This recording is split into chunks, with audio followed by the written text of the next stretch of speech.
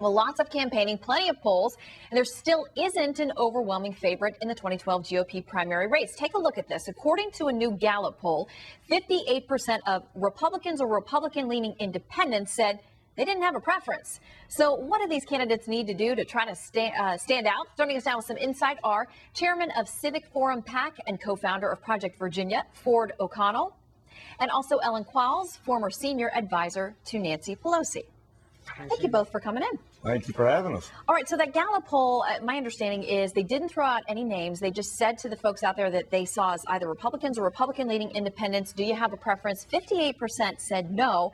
Ford, where are these candidates failing to resonate? I think what we're looking for is a candidate who can unite fiscal and social conservatives. I mean, right now, Mitt Romney is the front runner, but he's a weak front runner because a lot of rank and file Republicans don't really feel comfortable with his positions, and that's why we're seeing a little bit of a Bachmann surge. But the stars are aligning for Rick Perry, and if he gets in, his job message is very strong. All right, Ellen, do you think the Democrats should be encouraged by this news at this point? I mean, we're still 15, 16 months out, but because there's no one that yet seems to be absolutely breaking away, encouraging?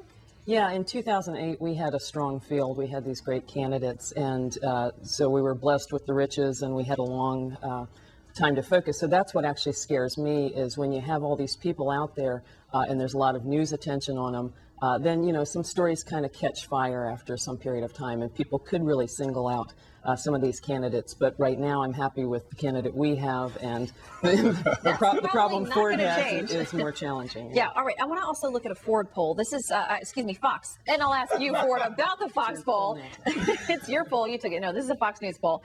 About the 2012 GOP presidential nominee preference. All right, in the top 5, we've got Romney, Perry, Bachmann, Giuliani, and Palin.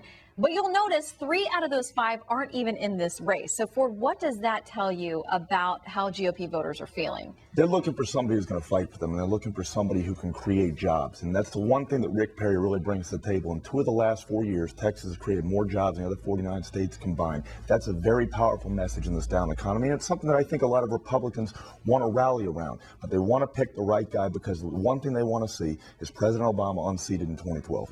Well, and he said it to the Des Moines Register, of course, Iowa, a very important state here, that he feels more and more comfortable every day that he may be called to this position or called to step up and run. Ellen, does he make you nervous at all, or do you think he has flaws? Well, I think he has flaws. I worked for Mark Warner for a while before I worked for Nancy Pelosi, and I like governors, and I think they have great executive abilities. They know how to get stuff done. I look at Rick Perry's record, and I see that he has more uninsured workers in his state than any other state.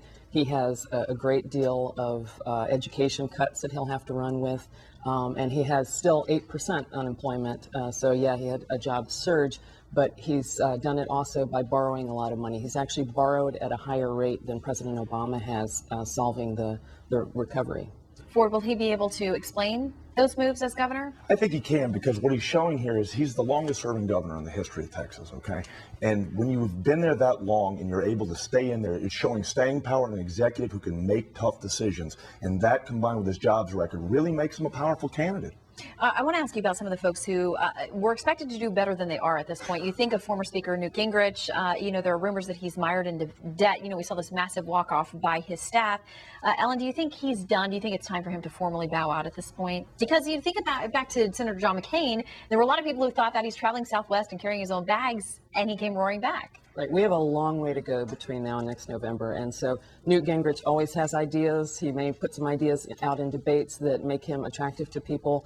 And again, as you said with Senator McCain, money doesn't have to be a disqualifier at this point, especially with the internet, when you have an idea that lights fire and you have donations surge in. All right. Ellen, Ford, thank you both very much. Good to see you. Thank you.